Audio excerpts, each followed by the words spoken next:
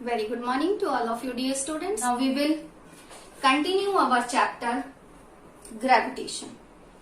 In my last lecture we read about universal law of gravitation. Now let's see what is the universal law of gravitation. According to universal law of gravitation,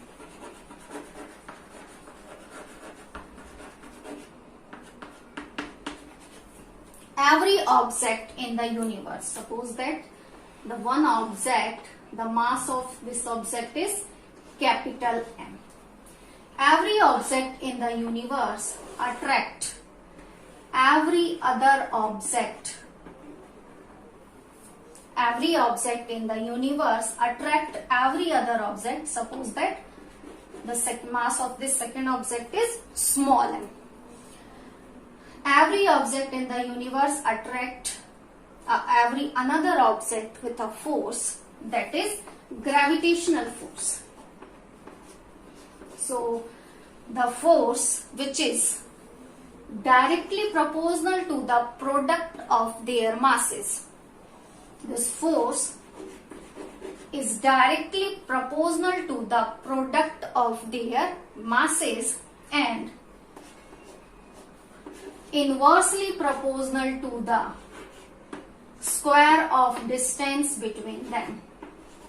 Square of distance between them. Let's see one thing. What do you mean by directly proportional and inversely proportional? Directly proportional means अगर हम मास की amount को increase कर देते हैं, object का मास increase कर देते हैं, force, the amount of force will be increase. Force की अमाउंट भी क्या हो जाएगी? इंक्रीज हो जाएगी. It means that is directly proportional. अगर हमने मास की अमाउंट को इंक्रीज कर दिया तो फोर्स की अमाउंट भी इंक्रीज हो गई. अगर ऑब्जेक्ट का मास डिक्रीज कर दिया, फोर्स की अमाउंट भी डिक्रीज हो गई. That is directly proportional. First statement. And that force is inversely proportional to the square of distance between them. Inversely proportional means अगर हम ऑब्जेक्ट के बीच के डिस्टेंस को इंक्रीज कर देते हैं, बढ़ा देते हैं, the amount of force will be decrease. Force, उनके बीच में जो फोर्स की रेंज है वो डिक्रीज हो जाएगी. That is inversely proportional. Inversely proportional means अगर हम डिस्टेंस को इंक्रीज करते हैं तो फोर्स डिक्रीज हो जाता है, और अगर हम डिस्टेंस को डिक्रीज करते हैं, डिस्टेंस कम करते हैं, तो फोर्स की अमाउंट, उन दोनों के बीच में लगने वाली फोर्स की अमाउंट इंक्रीज हो जाती है. That means inversely proportional. Inversely means ये इंक्रीज किया तो ये डिक्रीज हो गया, ये डिक्रीज किया तो ये इंक्रीज हो गया, अपोजिट हो जाता है. That is inversely proportional. Second equation. So according to the universal law of gravitation, every object in the universe attract every other object with a force, and that force is directly proportional to the product of their masses. That is the product of their masses. एक object का mass capital M है, दूसरे object का mass small m है. Let the mass of the object is capital and small m. So force is directly proportional to the product of their masses and inversely proportional to the square of distance between them. By combining first and second equation, force is directly proportional to the product of their masses and inversely proportional to the square of distance between them. देखो यहाँ पे inversely proportional to the square of distance between them. It means अगर हम distance को double कर देते हैं, distance को डबल कर देते हैं तो फोर्स की अमाउंट क्या हो जाएगी? 1/4. ठीक है, डिस्टेंस डबल की हमने तो फोर्थ क्या हो जाएगी? फोर्स हो जाएगी 1/4. That is force is inversely proportional to the square of distance. Now according to the universal law of gravitation, जो लॉ जो है उसके अकॉर्डिंग स्टेटमेंट आई हमारी ये, force is directly proportional to the product of their masses and inversely proportional to the square of distance between them. As we know that जब भी हम proportionality का साइन रिमूव करते हैं वहां एक कांस्टेंट आ जाता है. हम इस प्रोपोर्शनल साइन को जब रिमूव करेंगे तो यहाँ एक कांस्टेंट आ जाएगा, constant for proportionality, and that is capital ji. Proportional का साइन रिमूव करके हम इक्वल्स टू लगाएंगे तो वहां एक कांस्टेंट आ जाता है, constant for proportionality, and that constant is capital G. Force equals to, अब यहाँ प्रोपोर्शनल की जगह क्या आ गया, equals to, force equals to G M M upon D square. So what is the capital G? Constant है, but what is the name of this constant? So capital G is stand for universal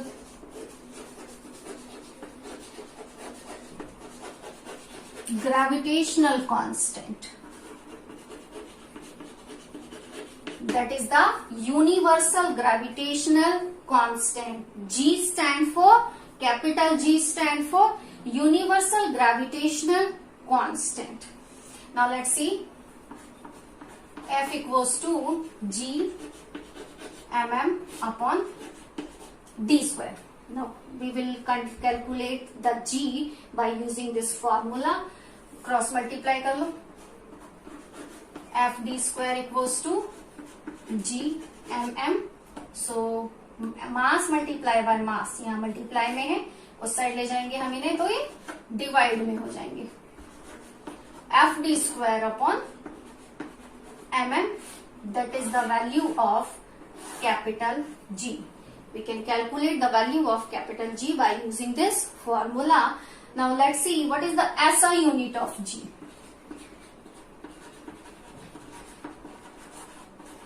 SI unit of capital G. By using this formula we can calculate the SI unit of capital G. SI unit of capital G को हम इस फॉर्मूले से find कर सकते हैं. What is the SI unit of force? Newton. D stand for distance. D किसके लिए स्टैंड है यहाँ पे? डिस्टेंस के लिए. So SI unit of distance is metre. D की स्क्वायर है, डिस्टेंस की स्क्वायर है, तो यहाँ पे हम मीटर स्क्वायर लगाएंगे. Upon what is the SI unit of mass? दोनों ही M किसके लिए स्टैंड है यहाँ पे? मास के लिए. तो SI unit of mass is kilogram. Kilogram multiply by kilogram. Mass of first object multiply by mass of second object. So kilogram multiply by kilogram, kilogram square. That is the SI unit of capital G, and capital G is stand for universal gravitational constant, जिसकी value Henry Cavendish scientist ने इस G की value को calculate किया था, and the value of G, capital G is 6.7 into 10 की power -11 newton metre square upon kilogram square. That is the value of capital G. As we know that capital G is the constant. ये एक constant है. Constant किन्हें कहते हैं हम? जिनकी value fix होती है, जिनकी वैल्यू चेंज नहीं होती, वो उन्हें हम कांस्टेंट कहते हैं. And here is the constant G. ये G कांस्टेंट क्या है? यूनिवर्सल ग्रेविटेशनल कांस्टेंट है. And the SI unit of G, we can calculate the SI unit of G by using this formula. Force, F stand for force, D stand for distance, M small m and capital M दोनों ही किसके लिए stand है? Masses. ठीक है. सो that is the G stand for universal gravitational constant. तो universal gravitational constant की SI unit को भी हम इस फॉर्मूले से कैलकुलेट कर सकते हैं. और हेनरी ने जो प्रैक्टिकली जी की वैल्यू कैलकुलेट की थी वो थी 6.7 इंटू 10 की power minus 11 newton metre square upon kilogram square. अब आप कहेंगे इतनी बड़ी यूनिट कैसे लर्न करें? लर्न मत करो। By using this formula you can find the SI unit of capital ji. SI unit हम कैपिटल जी के इस फॉर्मूले को यूज करके फाइंड कर सकते हैं। अब इस फॉर्मूले को कैसे रिवाइज करें? यूनिवर्सल लॉ ऑफ ग्रेविटेशन को रिवाइज कर लो। What is the universal?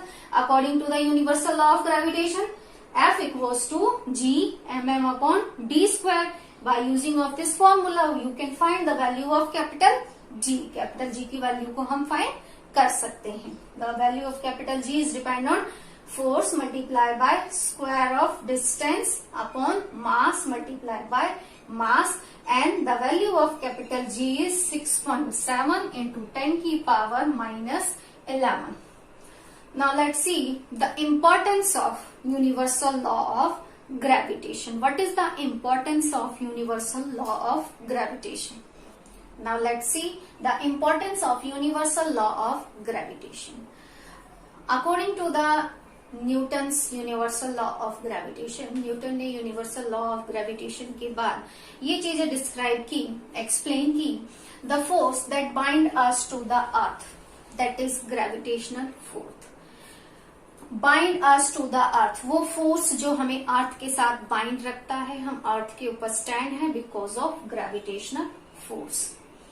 The motion of moon around the earth, earth के चारों तरफ मून का जो मोशन है that is because of gravitational force. किसकी वजह से है वो? ग्रेविटेशनल फोर्स की वजह से। The motion of planets around the sun, sun के चारों तरफ प्लैनेट्स का जो रिवॉल्यूशन है that is also because of gravitational force. The tides due to the moon and the tides, earth का मास बहुत ही ज्यादा होने की वजह से वो मून की तरफ अट्रैक्ट नहीं होती, but the tides, the flow of water into the river and ocean sea, जो टाइड्स है ये सब किसकी वजह से क्रिएट होते हैं? Because of gravitational force. So that is the importance of universal law of gravitation. जैसा कि हमने न्यूटन्स लॉ के according Newton first law, Newton second law, Newton third law में डिस्क्राइब किया था। इन दिस चैप्टर न्यूटन ने कहा कि एक एप्पल अगर अर्थ को अपनी तरफ अट्रैक्ट करती है तो एप्पल भी अर्थ को अपनी तरफ अट्रैक्ट करता है according to the Newton's third law of motion. यहाँ कौन सा लॉ अप्लाई हो रहा है? Newton's third law of motion.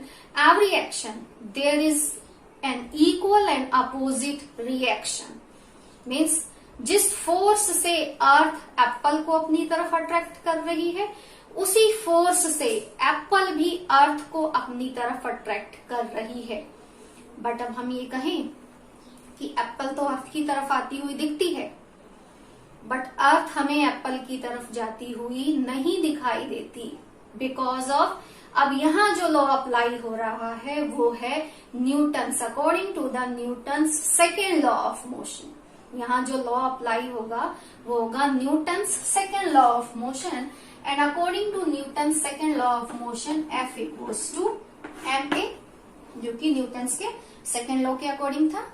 Means let's see again, Newton ने कहा कि अगर एप्पल को अर्थ अपनी तरफ अट्रैक्ट कर रहा है तो एप्पल भी अर्थ को अपनी तरफ अट्रैक्ट करती है, बट हमें जो अट्रैक्शन दिखाई देता है वो क्या दिखता है कि एप्पल अर्थ की तरफ अट्रैक्ट हुई, अर्थ एप्पल की तरफ अट्रैक्ट नहीं हुई। क्यों नहीं हुई? यहाँ फोर्स ऑफ अट्रैक्शन जो है दोनों में है इक्वल है according to the Newton's third law of motion. Means अगर एप्पल अर्थ को अट्रैक्ट कर रही है तो अर्थ भी एप्पल को अट्रैक्ट कर रही है according to the Newton's third law of motion. Every action there is an equal and opposite reaction, but हमें एप्पल तो अर्थ पे गिरता दिखाई देता है लेकिन अर्थ एप्पल की तरफ अट्रैक्ट नहीं हुई। क्यों नहीं हुई? यहाँ जो न्यूटन का लॉ अप्लाई हुआ है that is Newton's third second law of motion, and Newton second law of motion is F equals to ma। अगर अब हम यहां से एक्सेलरेशन को अगर कैलकुलेट करें तो F equals to A equals to F upon M, जबकि फोर्स की अमाउंट दोनों साइड से इक्वल होती है, so therefore A proportional 1 upon inverse proportional 1 upon M means object का मास जितना कम होगा एक्सिलरेशन की अमाउंट उतनी ही ज्यादा होगी। सो ऑल ओवर एप्पल अर्थ की तरफ अट्रैक्ट हो जाता है क्योंकि एप्पल का मास अर्थ के मास के कंपेयर में बहुत ही कम है। एप्पल का मास कम है इसलिए जो एक्सिलरेशन है वो क्या है, एप्पल के केस में ज्यादा है, और अर्थ का मास एप्पल के मास के कंपेयर में बहुत ही ज्यादा है, इसलिए हमें वहां एक्सिलरेशन दिखाई नहीं देता। Let's see one more example in the case of moon around the earth, the motion of moon around the earth. Now let's see the motion of moon around the earth. But before explaining the motion of moon around the earth, that is because of centripetal force, and that centripetal force is provided by the gravitational force. वो centripetal force कहाँ से provide हुआ, gravitational force से. Now let's see, before explaining the centripetal force, we read about centripetal force. Now let's take one example of centripetal force. Take a small piece of thread, एक thread का छोटा सा piece लीजिए, and tie a small stone on the one end of the thread. Thread के एक सिरे पर एक छोटा सा स्टोन टाई कर दीजिए. उसके बाद उसे इस तरह से मूव करवाते हैं हम, that is circular motion.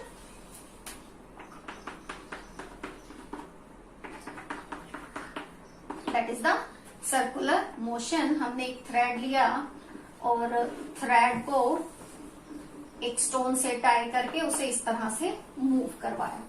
All over every point पर उसकी वेलोसिटी की डायरेक्शन में चेंज आता है. वेलोसिटी की डायरेक्शन में जो चेंज है उसे हम टेंजेंट के अकॉर्डिंग समझते हैं. What is tangent? वो स्ट्रेट लाइन, वो लाइन जो सर्कल को सिर्फ एक पॉइंट पर मीट करती है, दैट इज कॉल्ड टेंजेंट. जो सर्कल को सिर्फ एक पॉइंट पर मीट करती है उसे हम टेंजेंट कहते हैं. सो ऑल ओवर अगर ऑब्जेक्ट इस तरह से सर्कुलर मूव कर रही है और उसकी वेलोसिटी की डायरेक्शन में कंटिन्यूसली चेंज आ रहा है, इट मीन्स वहां कोई ना कोई फोर्स अप्लाई हो रहा है, and that force is towards the centre. वो फोर्स की डायरेक्शन क्या है, सेंटर की तरफ, और वो फोर्स जो है उसके राइट एंगल पर है, and this force is called centripetal force. इस फोर्स को हमने कहा था centripetal force. Now let's see the motion of moon around the अर्थ. जैसा कि न्यूटन ने कहा कि अर्थ मून को अपनी तरफ अट्रैक्ट करती है, और अगर अर्थ मून को अपनी तरफ अट्रैक्ट करती है तो मून अर्थ पर आकर गिर क्यों नहीं जाती? न्यूटन ने ये तो कहा, डिस्क्राइब किया कि अर्थ मून को भी अट्रैक्ट कर रही है, तो मून तो अर्थ पे आके नहीं गिरती. रीजन क्या है? Reason is that, suppose that ये हो गई हमारी अर्थ, दैट इज अवर अर्थ, और अर्थ के चारों तरफ मून रिवॉल्व होते हैं. सो अर्थ और मून, हम ये कहें कि क्या अर्थ मून को अट्रैक्ट करती है? हाँ, यस. अर्थ मून को हर इंस्टेंट पे अपनी तरफ अट्रैक्ट करती है, बट वो अट्रैक्शन एक स्ट्रेट लाइन में ना होकर, वो जो अट्रैक्शन है वो एक स्ट्रेट लाइन में ना होकर उसे इस तरह से सर्कुलर मूव करवाता है. एग्जैक्टली जो ऑर्बिट होते हैं ये इलिप्टिकल ऑर्बिट होते हैं. Elliptical orbit means Oval shaped. तो मून जो है अर्थ की तरफ अट्रैक्ट हो रही है, हर इंस्टेंट पे अर्थ की तरफ अट्रैक्ट हो रही है, बट ये अट्रैक्शन मून को अर्थ के ऊपर एक स्ट्रेट लाइन में, ये जो अट्रैक्शन है वो एक स्ट्रेट लाइन में ना होकर मून को अर्थ के चारों तरफ मूव करवाता है। मून जो है एक डेफिनेट ऑर्बिट में अर्थ के चारों तरफ मूव करती है। That is because of gravitational force of the अर्थ। तो मून का अर्थ के चारों तरफ रिवॉल्व होना अर्थ के ग्रेविटेशनल फोर्स की वजह से है। And that is the centripetal force. Velocity में जो चेंज है पर्टिकुलर हर डायरेक्शन पे जो कर्व हो रही है बिकॉज ऑफ सेंट्रीपिटल फोर्स। अब ये सेंट्रीपिटल, इस ऑर्बिट के लिए ये सेंट्रीपिटल फोर्स प्रोवाइड कहां से हुआ? अर्थ के ग्रेविटेशनल फोर्स से। अर्थ ने मून को अपनी तरफ अट्रैक्ट किया और मून अर्थ की तरफ अट्रैक्ट भी हो रही है, बट ये अट्रैक्शन एक स्ट्रेट लाइन में ना होकर उसे एक एलिप्टिकल शेप में, यानी उसे एक ऑर्बिट में अर्थ के चारों तरफ मूव करवाता है। That is because of gravitational force. So that is the because of gravitational force. So after that now we are reading about free fall. What is free fall? Now our next topic is free fall. Let's see what is free fall. As we know that Earth attracts objects towards it. Earth object को अपनी तरफ attract करती है. This is due to the gravitational force of the Earth. ऐसा क्यों होता है? Earth के gravitational force की वजह से. Suppose that हमने किसी ऑब्जेक्ट को किसी हाइट से रिलीज किया. When an object is dropped from a height, कोई ऑब्जेक्ट है उसे हमने किसी हाइट से ड्रॉप किया. After that object falls on the earth. Object कहाँ जाती है? अर्थ की तरफ फॉल होती है. And this type of fall is called free fall. इस टाइप के फॉल को हम क्या कहते हैं? फ्री फॉल कहते हैं. Now let's see what is free fall. The falling of a body. Body means object. किसी भी ऑब्जेक्ट का जो फॉलिंग है फ्रॉम अ हाइट, किसी हाइट से टुवर्ड्स द अर्थ, अर्थ की तरफ, under the gravitational force of the earth is called free fall. किसी भी ऑब्जेक्ट का किसी हाइट से अर्थ की तरफ अट्रैक्ट होना, अर्थ की तरफ फॉल होना because of gravitational force of the earth is called free fall. Means when an object is dropped from a height, जैसे ही हम किसी ऑब्जेक्ट को किसी हाइट पर रिलीज करते हैं तो वो स्ट्रेट नहीं जाती, ऊपर नहीं जाती, कहाँ आती है? अर्थ की तरफ आती है. That is called free fall. इसे हम क्या कहेंगे? फ्री फॉल कहेंगे. जैसे ही हमने किसी ऑब्जेक्ट को किसी हाइट से रिलीज किया, उसकी वेलोसिटी में चेंज आया. इट मीन्स एक्सिलरेशन प्रोड्यूस हुआ है वहां पे. Change in velocity means acceleration. अब एक्सिलरेशन अगर अंडर द ग्रेविटेशनल फोर्स हो, एक्सिलरेशन अगर अंडर द ग्रेविटेशनल फोर्स हो मीन्स किसी हाइट में हो, तो उस एक्सिलरेशन को हम कहेंगे acceleration due to gravity. Acceleration अगर ग्रेविटेशनल फोर्स के अंडर में है तो उस एक्सिलरेशन को हम एक्सिलरेशन ड्यू टू ग्रेविटी कहते हैं. What is the acceleration due to gravity? The uniform acceleration produced in a freely falling object. किसी ऑब्जेक्ट को जब हमने किसी हाइट से रिलीज किया, वहां एक एक्सिलरेशन प्रोड्यूस हुआ, means change in velocity. That is uniform acceleration. कैसा एक्सिलरेशन है वो? Uniform acceleration. The uniform acceleration produce in a freely falling object. किसी भी ऑब्जेक्ट में फ्रीली फॉलिंग ऑब्जेक्ट, यानी किसी ऑब्जेक्ट को हमने, जिस ऑब्जेक्ट को किसी हाइट से ड्रॉप किया था, वो कहाँ आई? फ्री फॉल हुआ उसमें, वो अर्थ की तरफ आई, वो क्या कहलाएगा? Free fall. तो कोई भी freely falling object due to the gravitational force of the earth, earth के ग्रेविटेशनल फोर्स की वजह से अगर अर्थ की तरफ आती है तो वहां जो एक्सिलरेशन प्रोड्यूस हुआ है उस एक्सिलरेशन को हम कहेंगे acceleration due to gravity. Means object की वेलोसिटी में जो चेंज आता है, वहां किसी हाइट से हमने ऑब्जेक्ट को छोड़ा, वेलोसिटी में चेंज आया, फाइनल एंड इनिशियल वेलोसिटी है उसकी. अब उसमें जो चेंज है क्या कहलाएगा? वो एक्सिलरेशन. एक्सिलरेशन जो यूनिफॉर्म एक्सिलरेशन है, अगर वो अंडर द ग्रेविटेशनल फोर्स है तो उस एक्सेलरेशन को हम कहेंगे एक्सेलरेशन ड्यू टू ग्रेविटी। और एक्सेलरेशन ड्यू टू ग्रेविटी को हम स्मॉल g से डिनोट करते हैं, स्मॉल g। हमने चैप्टर 8 में पढ़ा था मोशन में acceleration which is denoted bye a, उसे हम किससे डिनोट करते थे, a से। बट अगर एक्सेलरेशन ड्यू टू ग्रेविटी है, ग्रेविटेशनल फोर्स की वजह से अगर जो एक्सेलरेशन प्रोड्यूस हुआ है हाइट में है, तो उसे हम क्या कहेंगे, acceleration due to gravity which is denoted by small g। Acceleration due to gravity को हम स्मॉल g से डिनोट करते हैं। And the value of acceleration due to gravity of the earth is 9.8 metre per second square. Earth के लिए acceleration due to gravity की जो value है वो क्या है, 9.8 metre per second square. Slightly change होती है, क्यों होती है चेंज स्लाइटली, लेट्स सी। इसके स्लाइटली चेंज होने के पीछे क्या रीजन है। हमारी जो अर्थ है वो परफेक्ट स्फेयर नहीं है। अर्थ जो है वो पूरी तरह से स्फेयर ना होके पोल्स से थोड़ी सी फ्लैट है,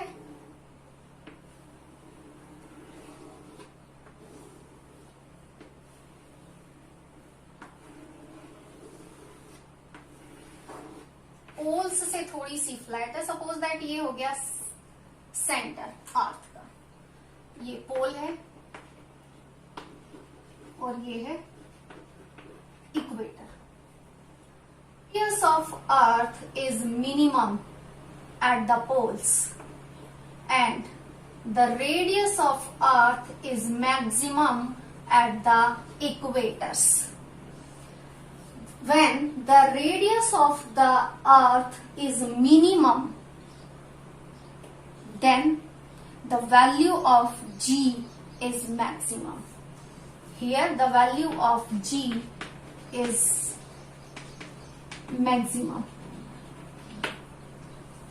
and the value of radius is maximum at equator, so the value of g is minimum at equators. All over poles पे जो पोल्स से अर्थ की रेडियस है वो कम होती है। जहां रेडियस की वैल्यू कम होगी वहां acceleration due to gravity, acceleration due to gravity जिसे हम स्मॉल g से डिनोट करते हैं, वहां एक्सेलरेशन ड्यू टू ग्रेविटी की वैल्यू मैक्सिमम होगी। मीन्स जहां रेडियस की वैल्यू कम होगी वहां g की वैल्यू मैक्सिमम होगी। जहां रेडियस मैक्सिमम होगा वहां g की वैल्यू मिनिमम होगी। तो poles, the radius of the earth is minimum at the poles. अर्थ की रेडियस पोल्स पे बहुत ही कम होती है, therefore the value of g is maximum at the poles. g की वैल्यू सबसे ज्यादा कहाँ होगी, पोल्स की तरफ। एंड इक्वेटर्स के लिए देखते हैं हम, the value of radius is maximum at the equators. Equators पे रेडियस की वैल्यू सबसे ज्यादा होती है, so the value of g is minimum at the equators. Acceleration due to gravity की वैल्यू इक्वेटर्स पे कम होगी। क्यों कम होगी, क्योंकि इक्वेटर्स पे रेडियस की वैल्यू ज्यादा है और पोल्स की तरफ रेडियस की वैल्यू यहाँ कम है, so acceleration due to gravity की वैल्यू पोल्स की तरफ मैक्सिमम होगी। सो देयरफॉर द एक्सेलरेशन में जो स्लाइटली चेंज आता है वो पोल्स से इक्वेटर की तरफ जाने पे आता है। The acceleration due to gravity is depends on the poles and equators. Poles and equator all over मतलब उसके अर्थ की रेडियस पर डिपेंड करती है। जो जी की वैल्यू है वो अर्थ की रेडियस पर डिपेंड करती है। स्लाइटली चेंज आता है थोड़ा मोड़ा, बट ऑल ओवर जो हम acceleration due to gravity of the earth के लिए एक्सेलरेशन ड्यू टू ग्रेविटी की जो वैल्यू लेते हैं वो है 9.8 metre per second square. Now you can revise free fall. Acceleration due to gravity, free fall क्या होता है, acceleration due to gravity, universal law of gravitation and the SI unit of capital G. What is capital G and what is small g? Capital G universal gravitational constant. Capital G is the gravitational constant and small g is the acceleration due to gravity.